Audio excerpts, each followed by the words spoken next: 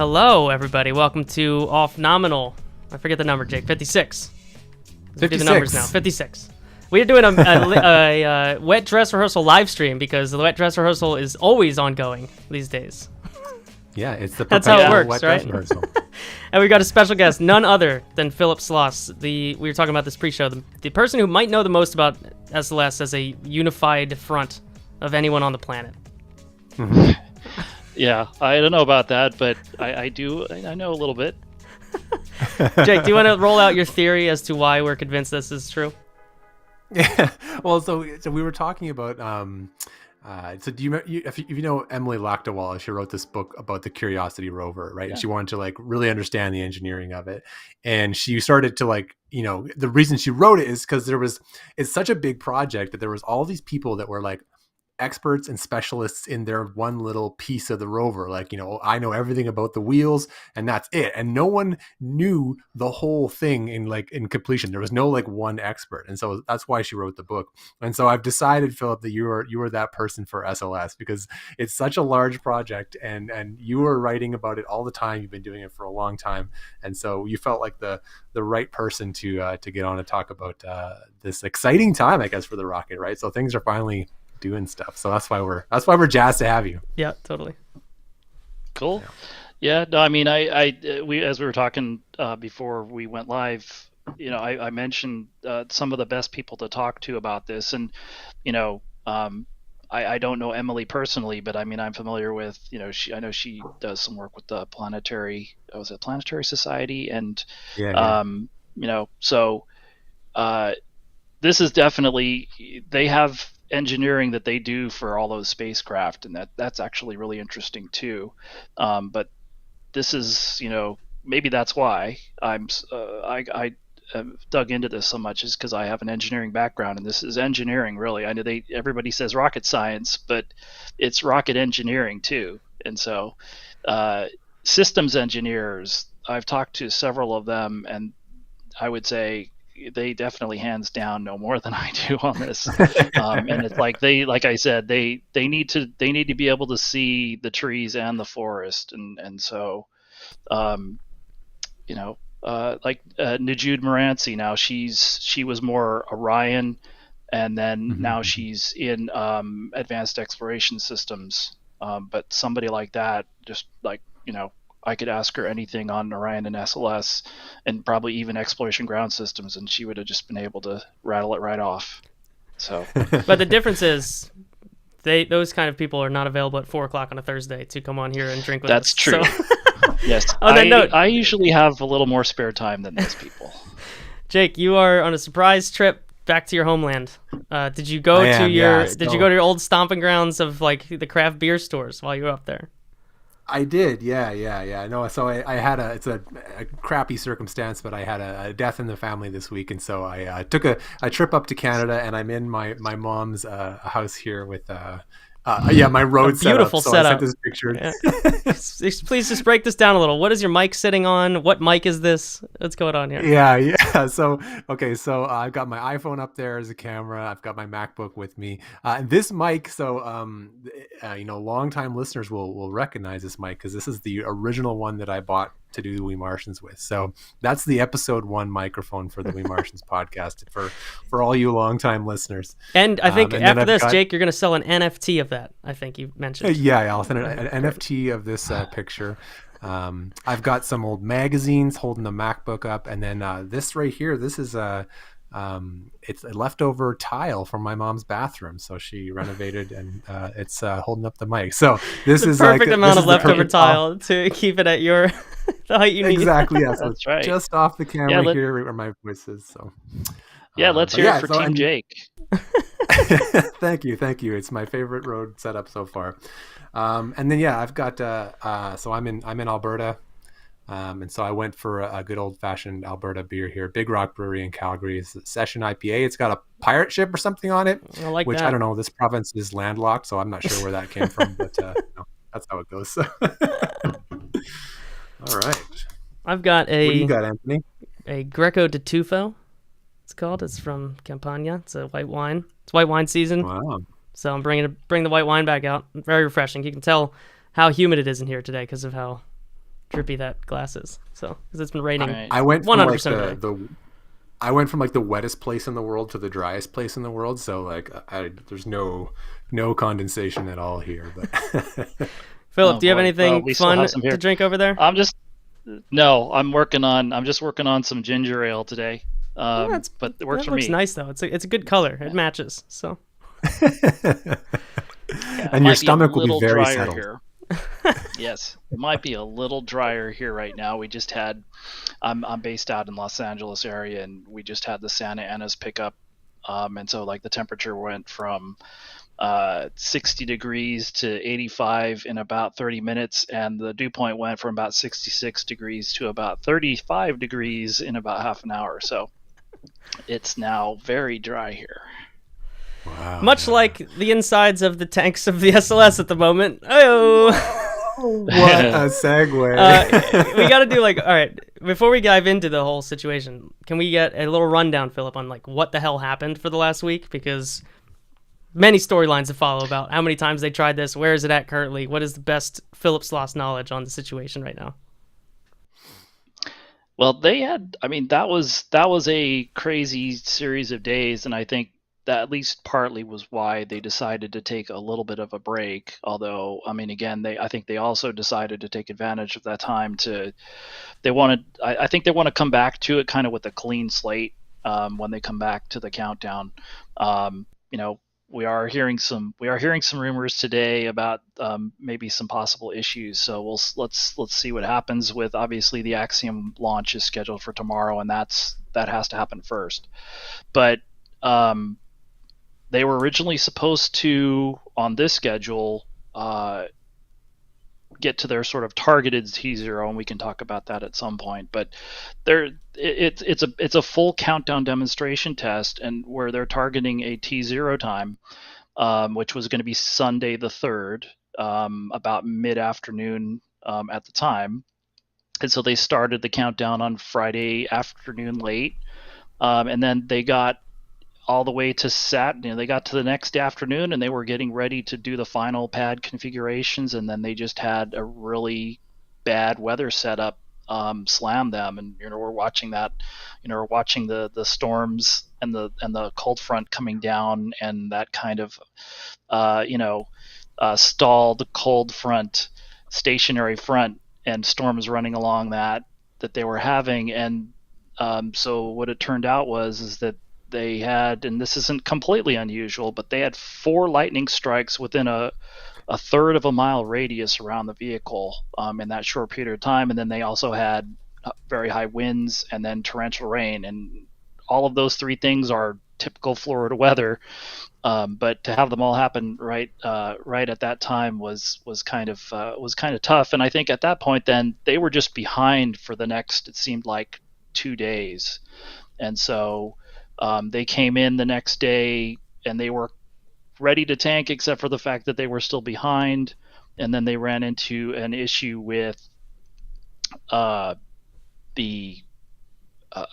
guess their air conditioning blowers, essentially, and they have a primary and a backup like they have for all the equipment. And these actually aren't a part of the mobile launcher; they're a part of the launch pad equipment. So they're off in a room that's set several a distance away, sort of an underground room in the pad infield, and then that those air conditioning ducts run all the way up to the mobile launcher.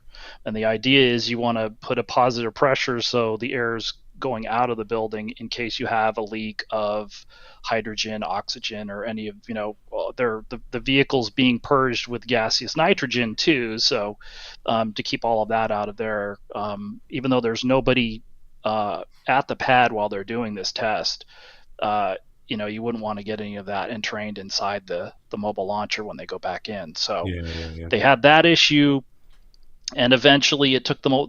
It of course evolved the exact way you would expect. So they're working off the primary fan, or it was a fan. So, and then they had the circuit breaker pop, and so that one's not working anymore. So they went out to take a look and see, well, like you have a circuit breaker pop at your house, It's maybe a little more complicated because usually what I do is I'll just reset the circuit breaker. But after they talked about that for a while, they switched the backup, and it ran for a little while, and then it died, and it didn't die the same way either. So, and then that was when they decided to call it a day on Sunday, and so they never actually flow propellant on Sunday, which allowed them to come back the next day. And the problem is then now they're troubleshooting those things all night. So they come back in the next day. They're not really on schedule. And but they had, after working all night, they'd gotten the two fans configured to where they could support essentially a launch attempt. And so they discussed that for a while, and I guess what they said to us was just about the time that they finished discussing that and they were going to start flowing propellants, they then had this issue with Air Liquide, which is the nitrogen provider for the Space Center. And so then what it turned out is that they had a vaporizer. So, if you've ever seen some of those, though. No. Different. If you've ever you've seen those. If you're on the freeway from time to time, you'll see these liquid nitrogen trucks. It's a gigantic, like a gigantic caplet shaped vehicle. Is that how you say container. It though? Air Liquide? Is that how you guys pronounce it? Because I always assume, I could be wrong. I don't know anything about it, and I always assumed that it was a French I don't know why thing. Air Liquide is also making my heart warm because I say water ice and everyone gives me shit for it, and Air Liquide is the same shit. Yeah. Like that's just two states of matter. Yeah, why'd they throw the extra E on there then? I don't know. So, we totally threw him off. Somebody will take that mail. So got him. Our whole goal of this episode is to let you get way down the weeds in SLS and make you totally forget your train of thought when you're halfway through. Right. Yeah. Well, here, let me get a sip of this. Yeah. Well, so at it's moved around as liquid nitrogen.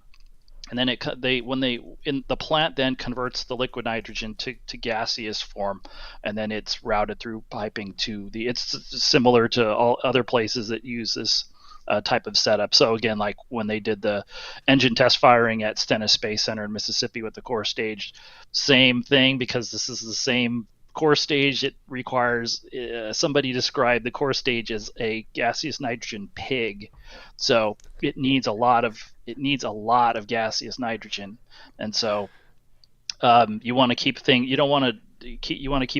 dry inside the empty volumes around the propellant tanks. And so one of the things that they do is they're keeping a dry air purge in those when people are working on them. But then when they do hazardous operations like this, they switch the air over to gaseous nitrogen to reduce the flammability risk. So if you were to have a leak of hydrogen or something like that, then if you had a spark, you're at least kind of overwhelming that leak with nitrogen to try and keep the flammability down. So you don't go full Amos 6 right away.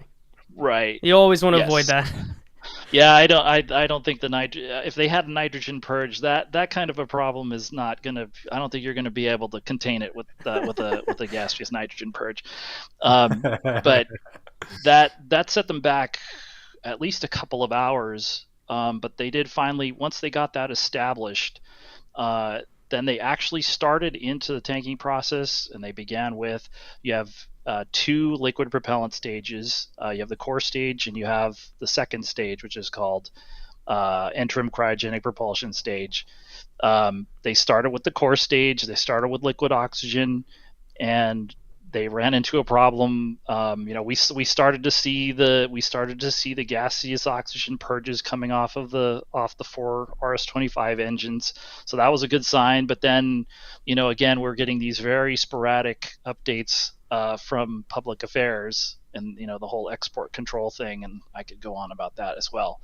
I do want to go on about we that. will. That's next. Some hot takes. Okay. Okay. It's funny because I'm the one who's been complaining about that, but it was like I was the only one who didn't complain about that this last week. Well, at least not during a teleconference anyway. So what they're doing is they're flowing liquid oxygen through. You have a sphere. You have cross country lines from the sphere to the mobile launcher, and then you have piping, essentially. I'm calling them lines that run all the way up to those two big tail service masts that are next to the engine section on the core stage. So, and then you run into the plumbing in the core stage, the liquid oxygen plumbing, and you're trying to cool the metal down slowly, as opposed to shocking it. Like, for instance, if you've ever had like a coffee pot that's hot and empty, and you run some cold water through it, you can break it real easily. You can shatter it by doing an abrupt change of temperature like that. So they're trying not to do that, and so they got what happened was that they ran into a similar situation that they did at Stennis when they first tried to load the core stage, which was that they were having trouble maintaining the temperature at a couple of different points in the core stage plumbing, and so it took them. Interestingly, it only took them, and I say only, but it only took them a couple of hours to come up with a configuration that would work, and so they came up with that on the fly in a couple of hours, and they basically, I don't know about if you'd call it solve the problem, but they were able to fix, air quotes, fix the problem and start loading oxygen into the core stage at that point. And so that it took them it took them a couple of weeks at Stennis for different reasons, but I mean they didn't. It took them a lot longer to do. So you can see they're turning stuff around a little faster now, so that's good. But then they had a problem. So they'd already run hours late, but I think at that point they were thinking, well, we're probably not going to come back tomorrow anyway, so let's do as much of this as we can, and just keep going, find as many of these things right. as we can, fix them. Right. It might as well. Right. We're here already. And so they got into the procedures for liquid hydrogen chill down on the core stage, and then they ran into a problem where, as it turned out, nobody switched a valve on the mobile launcher to the right position to allow I saw this, chill down to some start. tweets about this. When you say they didn't switch it the right, what do you mean? Actual human hands need to put this in the right direction. It's hard to say, but just the way it sounded like that was probably on a checklist somewhere, and it just didn't happen. It's hard to say. One of the questions I would have is, okay, we all make mistakes. One of the things I was curious about was, well, how easy was that to fix? If you send somebody out there and they can just manually open the valve, much like the circuit breaker, continue. Right. Well, yeah. Of course, the circuit breaker. The fact that they moved on from that so fast was like, well, I guess they didn't want to touch that, as they were afraid to just maybe re-put that circuit breaker in. But that stopped them because it wasn't flight hardware, but it was the ability to open a vent valve on the core stage, and of course you need that because you've got hydrogen is at like 20 degrees Kelvin when it's at a boiling point, and so it very easily comes back from liquid to gas, and so you need to be able to vent to control the pressure in the tank. And so that they again, I wonder if they hadn't been 4 or 5 hours behind the timeline, if they would have tried to just address that at the time rather than just call it a day, which is what they did. So I feel like this description is perfectly descriptive of two things. Number one, your deep and impressive and ridiculous knowledge of systems that no one really cares about other than nerds, and that's amazing. Well, and number two, of course I'm a nerd. Exactly. Yeah. You've got your target market identified. Number two, these operations are like, NASA is in a weird spot where they have to make a really big deal out of these different events. They have to do the rollout. They have to do a speech in front of the rollout. They've got to do press conferences about the testing that they're doing on the stand. but even compared to the Starship testing that we've seen over the last couple of years, compared to all the testing that we've seen for the various new launch vehicles coming online, like, this is the kind of stuff that always happens, but NASA has to put tweets out about it and do press conferences around it. And SpaceX is just like, well, they, we're all tweeting, well, I don't know what happened, but they're taking that one down off the stand. Like, guess it didn't really get all the way through. And it's not that big of a deal for them to have to, actually write stuff down and explain it to people, because they can just do whatever the hell they want. And NASA's in a weird spot where we're mad at them for not putting out a timeline. It's like, it's annoying for one reason, but I'll give them credit for this, because it's like, we can give you a timeline, but that shit is going to be out of date 5 minutes into this test, because stuff's going to happen that we don't know about. We're going to try to figure it out. We're going to be working stuff. We can't put that in the timeline. The rest is going to be invalid 4 seconds after we start this thing. So, like, everyone crusading about, like, open optics and all that. It's like, I don't know. I wish instead NASA had enough hardware that they could have done this 300 times at the different stage that was just able to be tested all the time at 39B, rather than making it this one big momentous thing that has to go perfectly. And that is my soapbox about this. No, so you actually you hit what I was gonna say too. Like, we're mind melding. It's like right we would now. do a podcast together.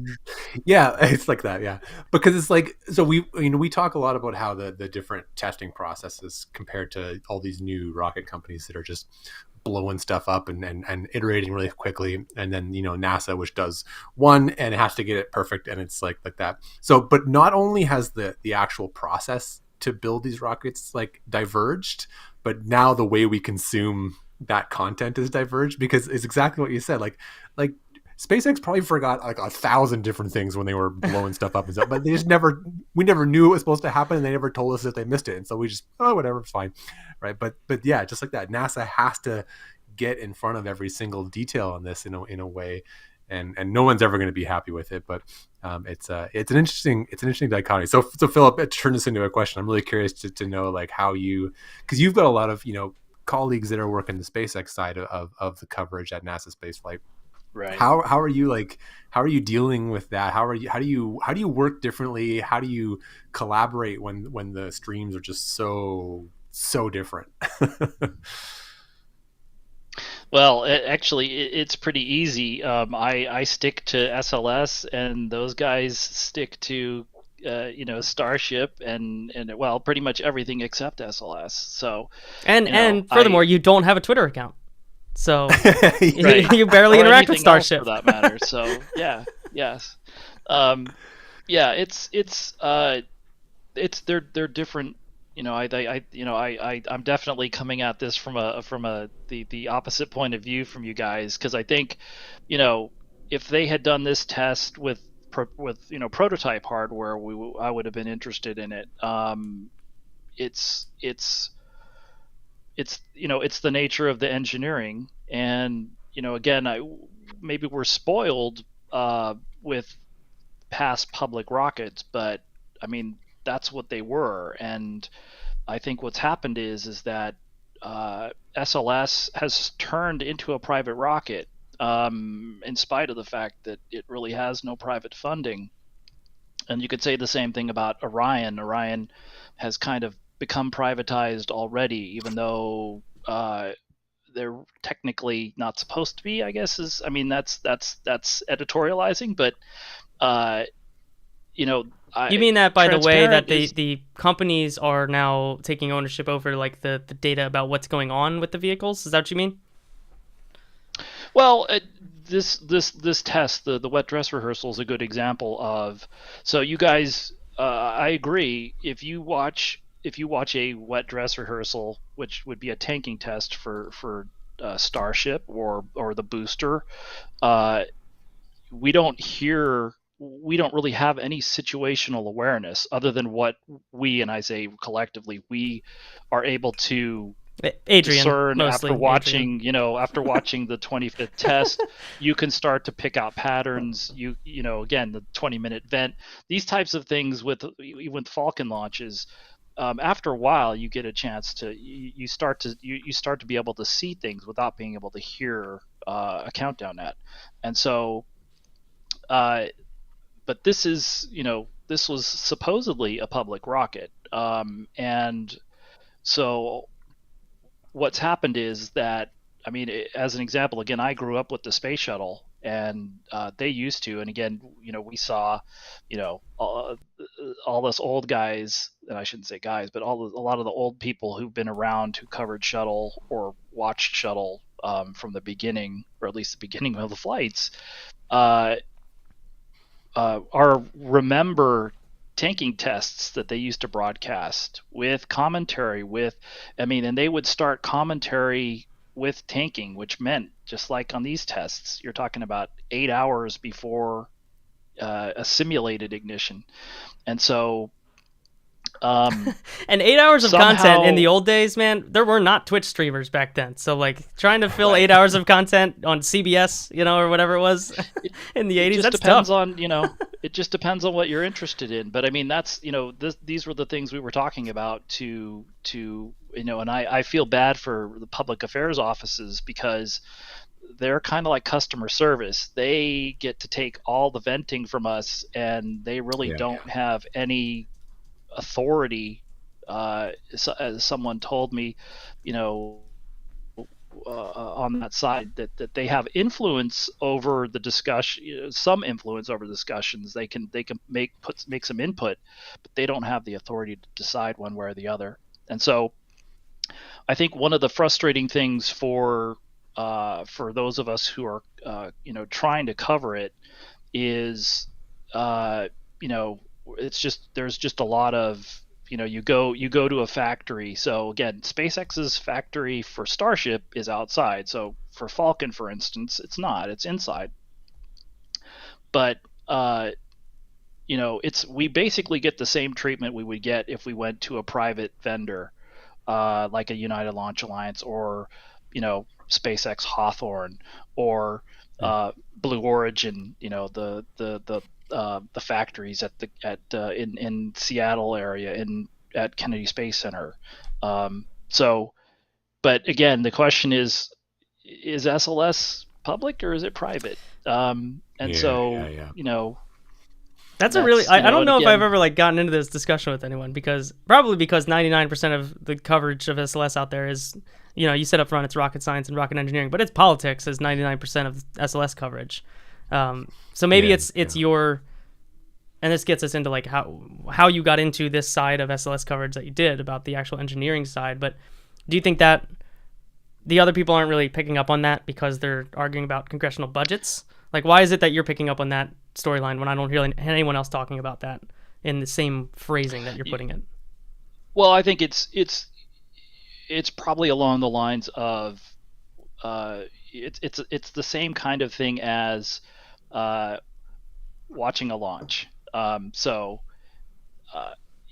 people like to come in a couple minutes before liftoff. Some people like to come in a couple of hours before liftoff, and some people like to come in a few years before liftoff. So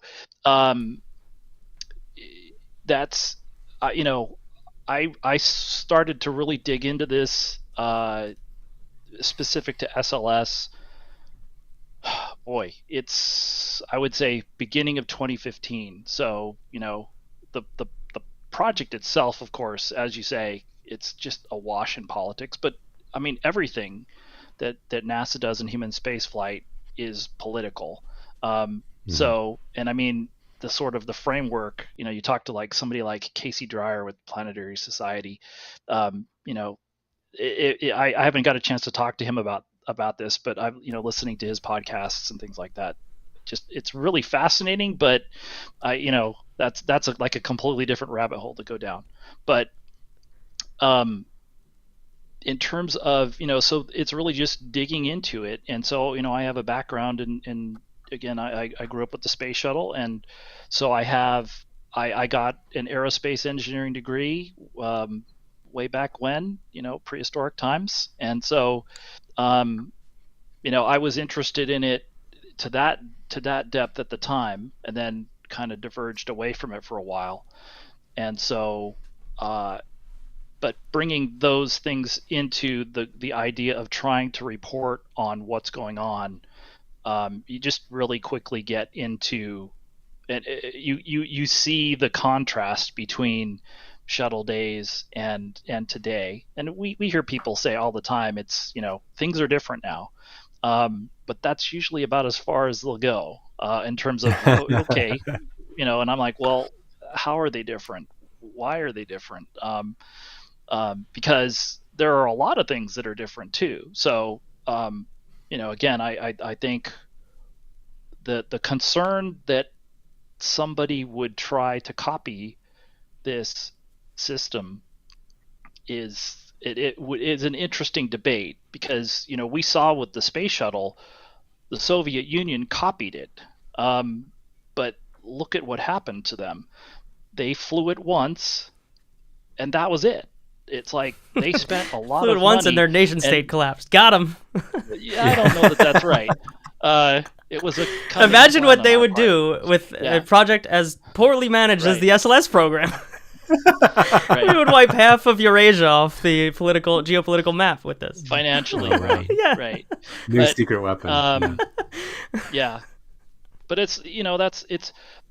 I mean, I remember one of the first things that I covered was an RS-25 engine test, and it's essentially the space shuttle main engine with a new control system, so a new controller and a new software. And I mean, I was asking them, at that point, the system had already, for the most part, gone through critical design review, and that's important just in the sense of they already had a really good idea about what they wanted to do with, in terms of operating the vehicle, building it, and so on. So in terms of going into the details on a conceptual basis, could have done that in 2015. And I was asking them things like,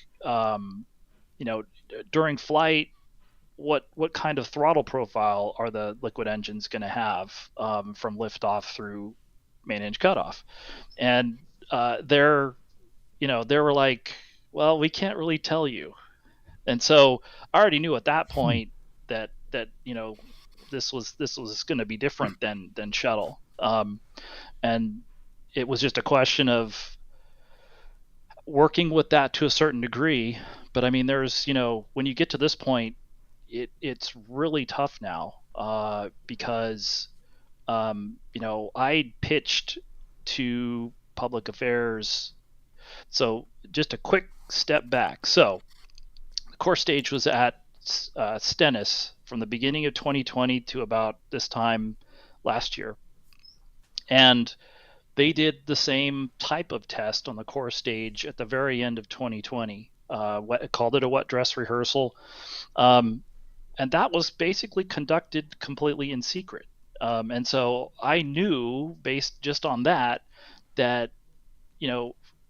rather than just go into that test and watch them not say anything about it, I needed to at least raise it with the agency somehow, and it would be through public affairs. So I submitted a proposal at the end of June last year about covering this test. And so, and I knew what I was going to need, what I would need to cover it properly, which would be, countdown at audio. And I mean, really, again, I appreciate the fact that they're giving us a live stream camera, but that's not really going to help us cover the test. Yeah, not any details. You would want to look. It's exactly the same as a launch countdown, and I would want to see the cameras that they're going to use for the launch countdown. You'll see a very big contrast between this and the launch coverage. Well, at least I hope so. But I mean, I was asking about this at the end of June last year, and so public affairs, of course, is they can't say yes or no. So, but they wouldn't say yes or no. Again, it's not their call. But I didn't get a no until about a month ago.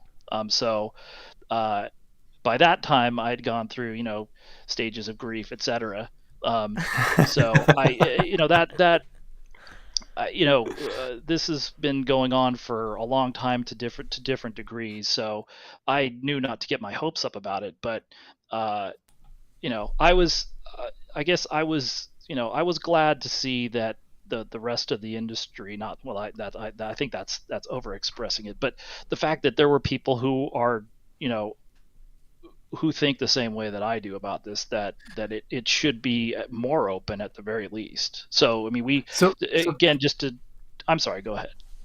well, I was just I gonna don't want to ask. So talk. like you said it was been going on for a long time. So I have my own opinions about the transparency of this current NASA administration. They've been a little weird about some of the stuff coming out. But so is this an SLS program thing, or is this a Biden administration? Biden Nelson administration thing? Like, have you been able to correlate it with that?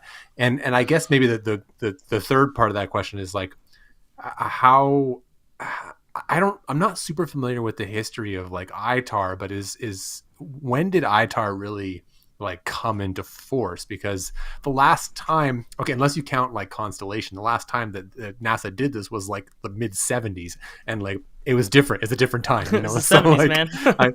yeah, so I don't know how much where did this change? I guess is the question I'm trying to ask, right? Yeah, that's a good ITAR question, was which enacted means I in don't know. 1976.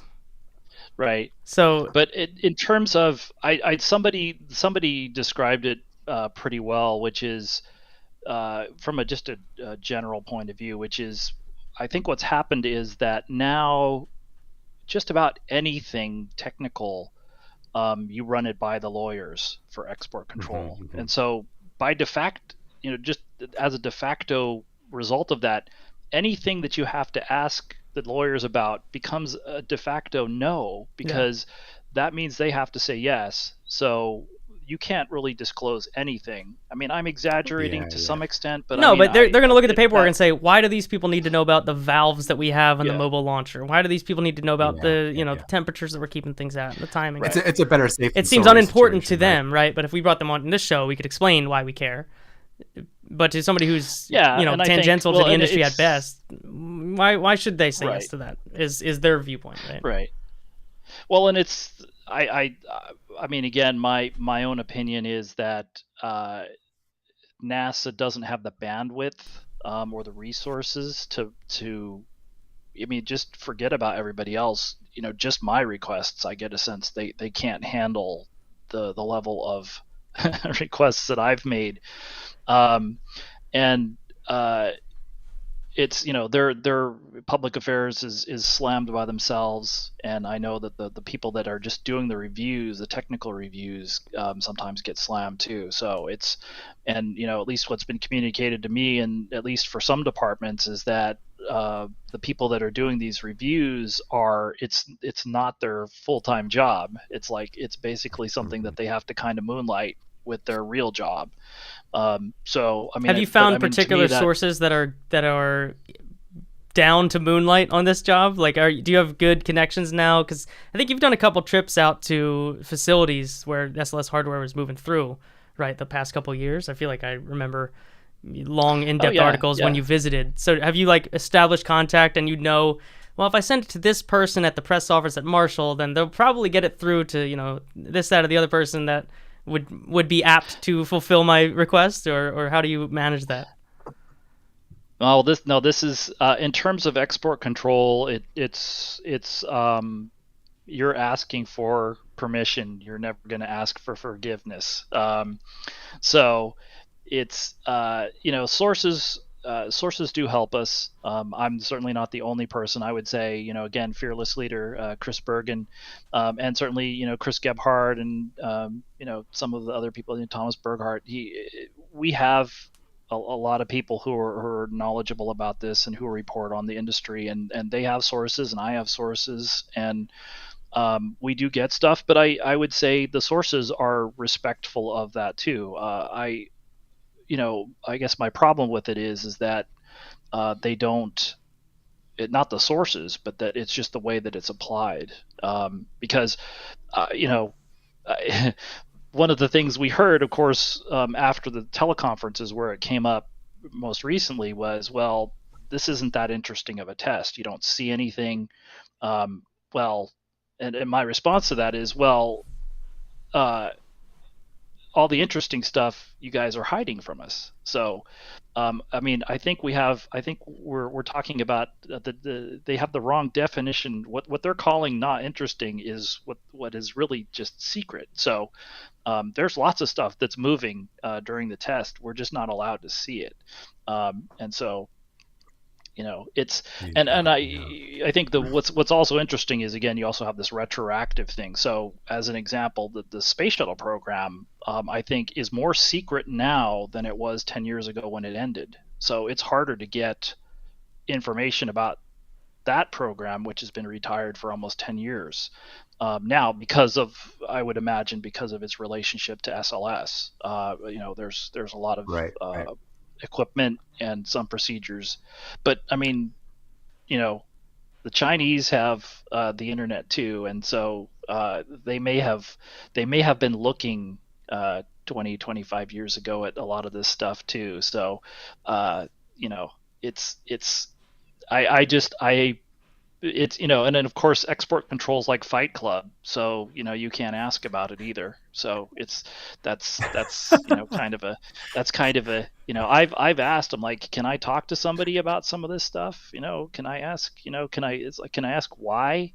And because really the before we came to this, the issues that I was having was, you go to Mashoud.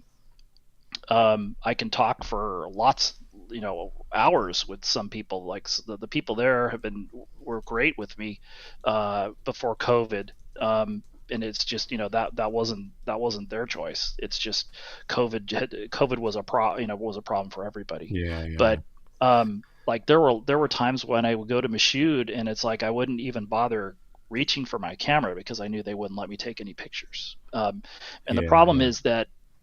the problem is that you can only do so much. It's we're either allowed to tell or we're allowed to show, and not both of them. And that's kind of a hard thing when you're trying to educate, provide context, provide perspective. You really need to be able to do Yeah. both. Yeah. And so you have It's funny you you know mentioned that because like I've noticed that from reading your articles where like you go through this like very detailed like text description, like, man, I could really use a diagram right now to help me you know place these words that Philip is using onto a picture of the rocket so I could see what he's talking about. But yeah. Yeah. So it's I mean, I think the unfortunate thing is that it's it's forced me I'm not able to write as many stories as I used to be able to do. But I yeah. mean, I was able to get a lot of information. And I mean, it's sort of just combining shuttle shuttle experience with shuttle watching back in the day with what I was able to pick up, during these years that we are doing this. So I don't know how familiar you guys are with NASASpaceflight.com, but it was really a coverage of the shuttle, as it became routine, um, became, and also with the way media was until the internet, it really kind of dwindled down to very little. And then even after the internet started, it was still fairly high level. And so now you had Chris come up with this site where he was posting presentations and a lot of the technical detail. And my approach to this was, okay, what if I took that information and I went to the principals and had them and discussed it with them and asked them to explain it, or to learn about it so I could explain it, or at least attempt to explain it. And so that was kind of the impetus when I got into this. Now, again, if shuttle had lasted longer, I probably would have tried to do it back then. It's just I wasn't able Right. to get into it until the very end of shuttle. It was like basically a little bit more than a year before the last flight. Um, and it was still fun to do that and cover a couple of launches and missions from Houston. But I really this was the first opportunity to do that, and so um, I do think it was valuable, and I do think there's an audience for it. And I don't know that I would, you talk about sort of a one size fits all thing, and I think that's again because of NASA's resources. They're sort of forced to pick one size, and I totally understand that they want to go for a mainstream audience for what they're doing. But I do think what we're doing complements that, and it gives people an alternative type of coverage. Right. I said this to Jake a couple weeks ago when we were like, putting the schedule together, and we're like, we gotta get Philip on. And you're gonna hate this analogy, but in the hypothetical future where there's a worst case scenario with SLS and something goes wrong, and there's an investigation board, I'm like, man, Philip would be the Feynman, because you'd come in completely not on anyone's side. You have all this like you'd be Charlie Day with the red yarn. You'd be like, well, when I was in Michoud the one time, they told me this, and they wouldn't tell me the throttle profile, so if I plug that into this information that I got when I was at Stennis for the test, like, you've got a network in your head of all these random, because you're digging into it so deeply, right? And you're talking to people on background, I'm sure, and you're getting responses from, FOIA requests or ITAR requests or whatever. Like, you have all of this. Don't delete your email is my main request to you, because at some point we may need the email archives. So please back up your emails, put them somewhere just in case, in case we need to break them out at some point in the future. Right. Well, it's not funny, but I would say, as opposed to gosh, I assume it was Dr. Feynman, but Richard Feynman, we're talking about the Challenger Rogers Commission member who did the famous, or sort of famously pushed back from that point of view on the commission. But I guess to me, and this is of course an obscure, and which of course is what I'm always reporting on. Dennis Jenkins, who worked in the space shuttle program, and he's an engineer, but who put together these large volumes, space shuttle history volumes, and is a historian and a shuttle historian. But he was one of the people that put together the Columbia Accident Board report, and you can see there's some really good historical information in there that I think Dennis had a hand in putting in there, just as a way of expanding the record. And so I think is that this book that you're talking about, the history of the American space shuttle? No, maybe that might be a new one. He's written more. These are like phone book sized. Maybe this one.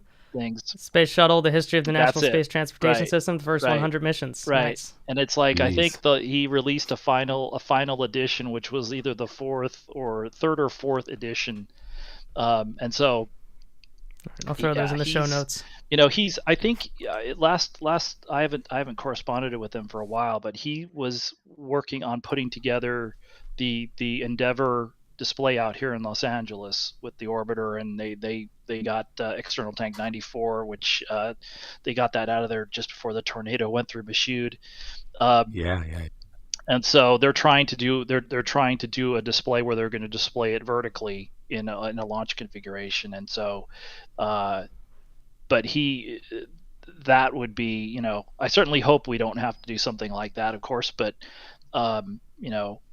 to me, I mean, and that's of course we keep circling back to coverage, but like, to me, that's what I'm thinking is I'm just talking about a nominal flight. We want to at least apply those principles to that, and so there's a lot of stuff going on, and I think one of the ways that they used to do this was, one of the just to pick a topic. Last 30 seconds of the countdown are controlled by the flight computers on the core stage. Well, that's happening. All the things that are going on in that 30 seconds before liftoff happens too fast you can't talk through that at the same time it's happening. So right.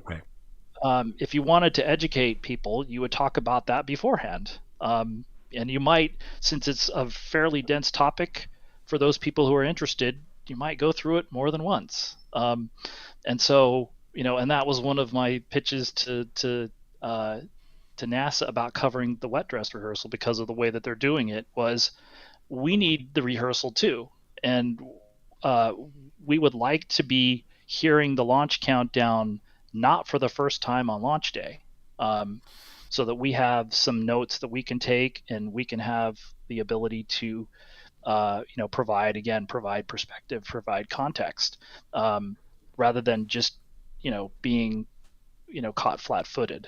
And Right. I think that's probably one of the frustrations, is just we're sort of being forced down that road. So um, that's Yeah, and like that's NASA misses out on a big opportunity there, right? Because so when we listen to NASA spaceflight cover a Starship operation, like the amount of times they've been through it and the data they've accumulated gives them a ton of context. So a commentator on a NASA spaceflight stream is like pretty knowledgeable, and they're looking for things. I listen to Chris Gebhardt, of course, is like a fountain of knowledge, and I love that guy.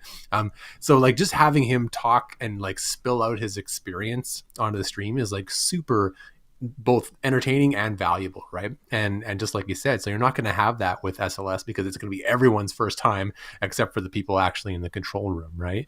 And that's right. that missed opportunity, because there could be a whole bunch of people that are evangelists for SLS because of that, right? But now they're just kind of going to be figuring it out on the fly, right?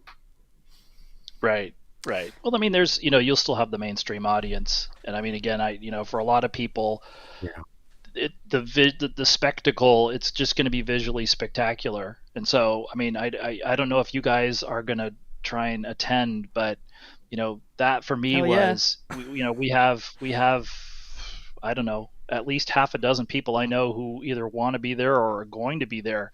But, what I was talking to public affairs about was, well, launch day is at least 10 hours long, if not longer. I mean, what about the rest? You've got, the engines start, and within about 2 minutes, it's just a little tiny dot, if everything goes well. Just a little tiny dot in the sky, assuming everything goes well and it's not cloudy. It's not a big dot in the sky. Right. What about the rest of the time? And so, when I first started this, I probably would have said, I'm absolutely going to be there to watch it. But that's one of the things I think that I've kind of has crystallized in my mind, is that my job, so to speak, and it would be a job to cover this, is I'm going to be one of the only people who's not watching it. You need to have eyewitnesses. We have we have photographers, videographers. That's their job, is to watch it and to cover the visual. But what I was pitching to NASA was, I want to be close to a control center. I want to be close to a loop, because as we've seen with the wet dress, they got through a significant portion of it, but that's what we wanted to be covering. Well, that's what I wanted to be covering, and so I'm not planning on being there, because I don't know how often you guys have covered launches at the Cape, but if you get stuck out on the causeway, for instance, and then they throw you back on the buses to come back to the press site, you're stuck with that cell coverage. It's really a very poor place. It's really a very poor place to cover the rest of the ascent, from solid rocket booster separation to MECO to the perigee burn to TLI, and then the flip side of that is, if you're out at the causeway for 4 hours before launch, they usually will provide loudspeakers to hear something, but now they're not talking. We weren't. We asked about launch day, so forget about the wet dress. We asked about getting a countdown net for launch day, and like right now, in fact, I think if you listen to any of the teleconferences, they haven't committed to the countdown net. Yeah, they're like, we hope, yet. we think, we might. Right. Yeah. I don't know. The power's been spotty on the causeway. Yeah. So, right. Yikes. I'm like probably one of the few people that are like, I'm intentionally not going because I don't know that I'm going to be able to know what's going on at the press site, really. And that's the reason why I'm not. That's the reason why I'm not. Otherwise, I'd have been standing next to Chris Gebhardt on Sunday and Monday at the press site. That's when I first started doing this, I figured, well, I'll just rent a place in Cape Canaveral or Merritt Island or Titusville for the 6 weeks around the launch, because there's no point in going back and forth between California when you'll have the rollout and the wet dress, and then at the time it was we're going to roll back, we're going to do a couple things, and then we're going to roll back out to the pad and we're going to launch. And so it was like, I may as well just stay in Florida.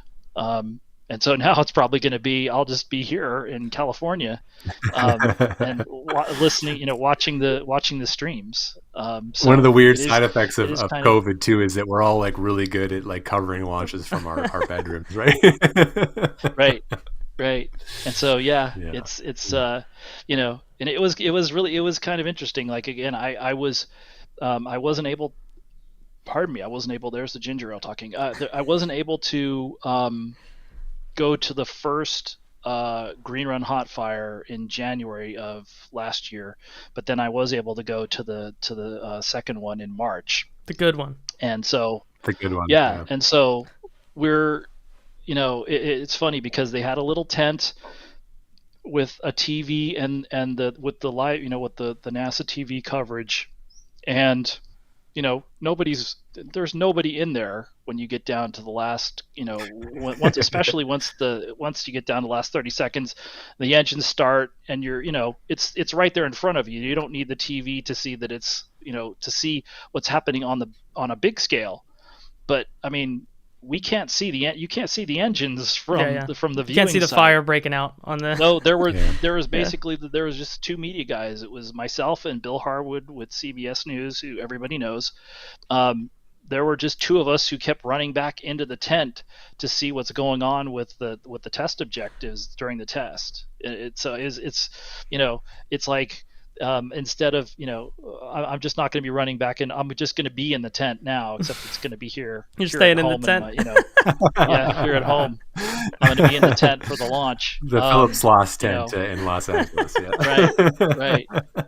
Right. And so, we'll have, there will be guys. It would be great to just be able to go out there and just watch it as a spectator, but it's just not my job. It's what we like to do, though. So we'll be there. We'll be spectating. You guys, something. Cool. We're gonna be. Yeah, you guys will be there for doing me. Our thing. And like I said, you'll see a lot of us. A lot of our team will be there. We'll be running through the field by the countdown clock, giving Chris G a hug like we did after Falcon Heavy. Yeah. That's like our favorite the Chris moment. G memories for us. Yeah. Like leaping through the field. It's so good. Right. Oh man. Right. Well, we're here at the end, Philip. I know you're not really an internet presence kind of person. So is there anything in particular that you want to send people to other than NASA Spaceflight where you're writing? Is there anything that people should be keeping their eyes on as we get down to what hopefully is the last few months of the SLS being on Earth? Right. No, I mean, I would say, same thing, for people who've been following us, that's probably the best place to go for our coverage. And, certainly, stay tuned with us and with NASA and hopefully they're ready to launch here this summer. Yeah. Hopefully it doesn't come on the one date that Jay can't go or the one that I can't go, and we'll figure something out. I'm pretty convinced I'm not going to actually see the launch. Like, I'm convinced that I will be in Florida, but I won't actually see the launch. I'm convinced about that. But I always go into launches thinking that, so that I'm not disappointed. And if you are somebody who has watched the video of Jake and I watching Falcon Heavy, you'll see that I grabbed Jake right at liftoff because I'm like, that was the moment where I was like, we're here for it. It actually happened when we're here. So that's how I always like to go in. No, I was gonna say though, Philip. So your coverage is great, So we haven't spent enough time on this episode bragging about you, but you have such fantastic articles. There's so much detail. One of the ones that I there's an article that I go back to like every couple of weeks now so far this year, which is the inside the complicated Artemis 1 launch window planning. Which is like all the different constraints that you have for when it can take off, right? And it's got the calendar, and it's got all the different things about the flight termination system and how it all works, and figuring out when this thing can actually launch. This is like such a useful piece of information, and so shout out to you for putting this really, really valuable content out, because there are people like us who really depend on this and love it. So good work. Thanks. Yeah, Jake, do you have anything that you've been working on? Doing it. Yeah, no. So I don't have much going on right now, Anthony. I've been a little wrapped up, unfortunately, in family stuff. So I will say, just go check out the Peter Beck interview that I put out this week, which was great. Lots of fun with this one. Just talking about not talking about rockets, so Rocket Lab and not a rocket interview. So that was kind of fun. Just talking about Photon and exploring Mars and the Moon and Venus. It was a great interview. So check it out. WeMartians.com. I don't have any other shows out since we've been talking. I will have one coming about Kuipermania, because there's been some launch contracts. Big launch pie this year. But next week on this show, Caleb Henry will be joining us, fresh out of moderating the panel about those crazy launch contracts at Space Symposium. Chance that it might be a very special episode with Caleb Henry, in which I might have to fit another chair in this tiny office of mine. So we will see exactly how the tech shakes out for that, but in some form, Caleb Henry, either in this shot or in a different shot, Caleb Henry will be on the show next week. So it's going to be like, there's that meme. You've seen that meme about what it's like listening to podcasts, and it's just like a guy sitting next to a poster of people talking. Yeah. That's going to be me. I'm just going to be like in my room somewhere in Mexico, and you guys will be having this great conversation and like cheersing with beers and stuff, and I'll just be like, hey. We'll see. I hope. It's not unconfirmed. It's unconfirmed, but we hope. But that's about all we got. Thanks, Philip, for being here. Yeah. This was exactly what I was hoping for, to just crack the curtain open a little bit. Like, how does Philip get this in depth to SLS? And I feel like this is a masterclass in exactly that. So, right. Well, hopefully I didn't get a chance to get to my props. Maybe next time. Oh yeah, I know the props. The props. Oh, props. It's no big deal. Okay, yeah. All right. Well, episode 2 of Philip Sloss, we'll get. Yeah. Well, we're gonna obviously, number one, either we'll see how long the wet dress goes. It could be sooner than you think. And launch day, we're gonna have to have you back around the launches as well. So absolutely. Sure. All right, everybody. Thanks for hanging out. Thanks for hanging out, everyone. Bye. Bye.